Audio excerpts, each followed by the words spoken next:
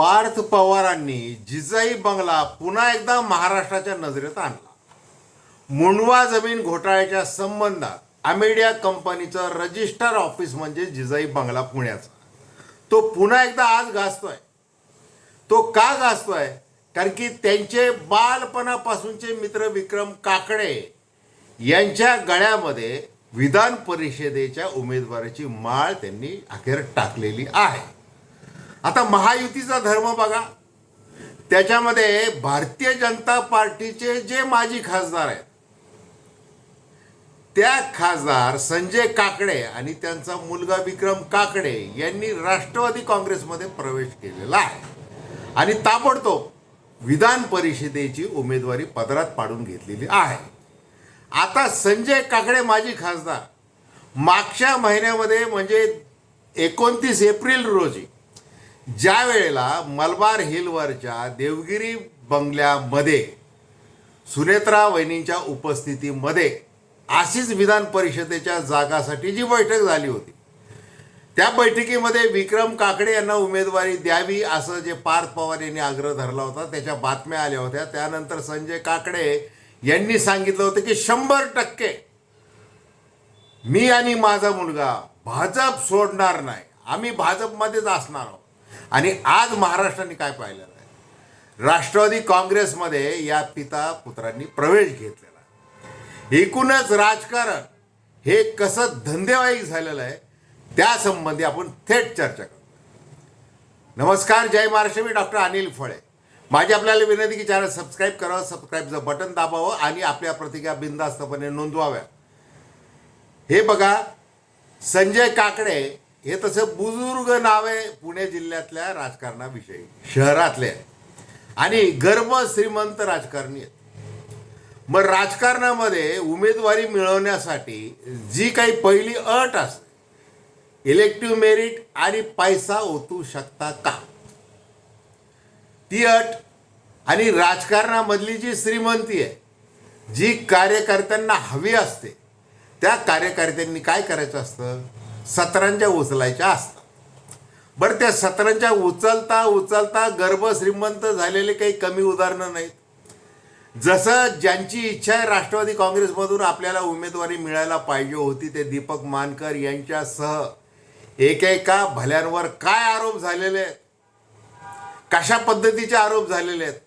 पुणे महानगरपालिकेमध्ये उपमहापौर असताना किंवा बाकीचे काय सगळे घोटाळे केलेले आहेत, असे अनेक जण आहेत. तसे देखील गर्भ श्रीमंत आहेत आणि मुळात उद्योग स्नेही जे श्रीमंत आहेत त्यांची बातच वेगळी आणि प्रत्येक राजकीय पक्षाला ते पाहिजे असतं.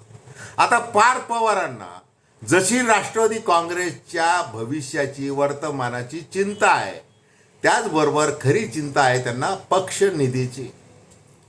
म्हणजे निवडणूक आयोगाकडे जे पक्षाचा सगळा हिशोब सादर केला जातो त्याचं जे बॅलन्स शीट आहे, त्याच्यामध्ये अवघे 2-2.5 लाख रुपये शिल्लक आहेत असं दाखवण्यात आलेलं आहे.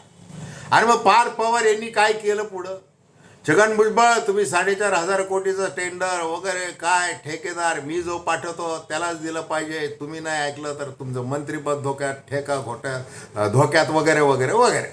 मग छगन भुजबळ आहेत त्यांनी सुनावलं की तुमच्या आजोबांनी वडिलांनी सुद्धा मला एवढं विचारलं नाही कुठल्या ठेक्याबद्दल, तुम्ही कसं काय विचारलं. हे सगळं झालेलं आहे.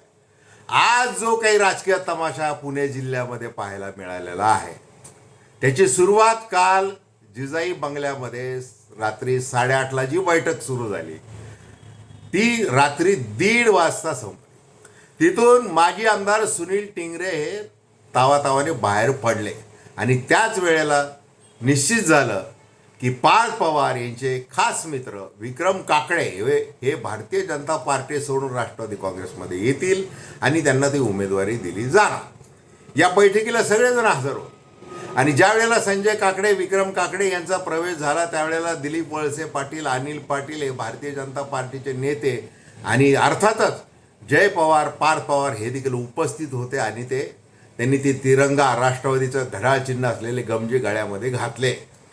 आता एक लक्षात घ्या, मुख्यमंत्री देवेंद्र फडणवीस यांच्याकडे भारतीय जनता पार्टीच्या सगळ्या नेत्यांनी पुणे जिल्ह्यातल्या मागणी केली होती की विधान परिषदेची जागा ही आपल्या वाट्याला आली पाहिजे, कारण आपण शहरामध्ये आपलं कर्तृत्व दाखवलेलं आहे. ग्रामीण भागामध्ये राष्ट्रवादी काँग्रेसचा वर्चस्व आहे. मग ते लक्षात घेऊन राष्ट्रवादी काँग्रेस आग्रही होत. मग इतक्या सहजासहजी 11-4-2 हा फॉर्म्युला दिल्लीमध्ये मान्य झाला आणि देवेंद्र फडणवीस यांना सगळे अधिकार देण्यात आलेले होते. त्यांनी सांगितलं होते की कठीण प्रश्न जे आहेत ते सोडवले गेलेले आहेत, आता सोपे प्रश्न आहेत त्याच्यावर फक्त टिक मार्क करायचं. मग ते टिक मार्क करत असताना पुणे जिल्ह्याची जी विधान परिषदेची जी जागा आहे ती जागा राष्ट्रवादी काँग्रेसला सहजासहजी सोडली. कारण काय, याची चर्चा आहे राष्ट्रवादी काँग्रेसच्या कार्यकर्त्यांमध्ये. कारण की काकडे हे भाजपमधून आलेले आहे. बरं, एकमेकाच्या पक्षामध्ये एकमेकाचे लोक घ्यायचे नाही घ्यायचे, आता सहयोगी खासदार आहे का वगैरे वगैरे हे सगळं बोलण्यापुरतं झालं. मग ज्या वेळेला देवगिरी बंगल्यामध्ये बैठक झाली, संजय काकडे यांनी जसं सुरुवातीला सांगितलं, जे काही वक्तव्य केलं होतं, किती प्रामाणिक राहिले. मग राजकारणामध्ये हे विधान परिषदेमध्ये असो किंवा इतर विधानसभेच्या निवडणुकीमध्ये असो, जी पैशाची खैरात केली जाते त्या प्रकारची खैरात ही दामदुपटीने विधान परिषदेच्या जागासाठी करावी लागते. कारण मतदान करणारे जे असतात ते स्थानिक स्वराज्य संस्थांचे निवडून आलेले लोकप्रतिनिधी असतात. त्यांचा खर्च झालेला आहे बघा नुकताच. मग तो आपल्याला वसूल करण्याची ही नामी संधी आहे. मग त्यांची इच्छा पूर्ण करणारा उमेदवार आपल्याकडं कोण आहे? मग पार्थ पवार यांचा मित्र आहे. मग तो कसा आहे, श्रीमंत आहे, गर्भश्रीमंत आहे, पाहिजे तेवढा रेट देऊ शकतो. जसं विदर्भामध्ये विजय वडेट्टीवार यांनी सांगितलं 5 लाखापासून 50 लाखापर्यंत ऑफर अजून वाढणार आहे. अहो, जिथं सर्वसाधारण निवडणुकामध्ये 5,000 ते 50,000 पर वोट वाटले गेलेले आहेत महाराष्ट्रामध्ये, तिथे काय होणार आहे विधान परिषदेच्या निवडणुकामध्ये? कसल्या बोली लागणार आहे? आणि आता महाविकास आघाडीने पण देखील उमेदवार उभे केलेले, त्याच्यामुळं विचारता सोयच नाही. याच्यामध्ये प्रचंड पैशाची उलथापालथ होणार आहे आणि सगळ्या पैशाभोवती हे सगळं आहे. विचारधारा फुले शाहू आंबेडकर हिंदुत्ववादी विचारसरणी. लोक म्हणजे राजकारणी नशीबवान एवढ्यासाठी आहेत की लोकच चौकामध्ये यांना जोड्याने मारत नाही. लोकांच्या मनामध्ये खूप परंतु कायदा कसा हातात घ्यायचा, राजकीय स्वातंत्र्य आहे. प्रत्येक पक्ष काय करतोय, आम्ही कूटनीती खेळतोय. भला आम्ही कमरेचं सोडून राजकारण करतोय, आम्ही पाहिजे तसं वागू, आम्हाला तुमच्या विकासाची विचाराशी काही देणं घेणं नाही. आम्ही तसे हँडबिल छापत राहू, पानभर जाहिराती देत राहू, परंतु आम्ही ह्या निष्ठा वगैरे याच्या भोवती तुम्ही फक्त काय बाकी लोकांनी चर्चा करत बसायचं आहे. मग आता याच्या सगळ्या गोष्टी झालेल्या आहेत. आता सुनील तटकरे प्रदेशाध्यक्ष, म्हणजे निवडणूक आयोगाच्या लेखी तर ते प्रदेशाध्यक्ष नाही आहेत, परंतु ते बोलले परवा सोक्ष मोक्ष झाला पाहिजे, माझ्या बाजूने कोणी नेता बोलला नाही वगैरे असं तसं त्यांनी राग व्यक्त केला. आणि पार्थ पवार काही हुकुमशाह नाही आहेत, आमचे मतभेद मिटलेले आहेत अशी तकडे त्याला भलामण केली. दुसरीकडं ते केलं. त्याचं कारण काय होतं? त्याचं कारण की अनिकेत तटकरे यांना पुन्हा एकदा विधान परिषदेवर पाठवायचं आहे.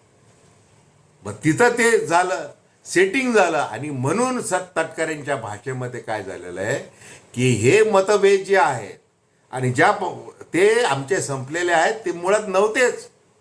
ज्या काही तांत्रिक चुका झाल्या त्यानंतर दुरुस्त करण्यात येणार आहेत. तर हे अशा पद्धतीने सगळं मलिदा खाण्याचं काम व्यवस्थितपणे सुरू असतं.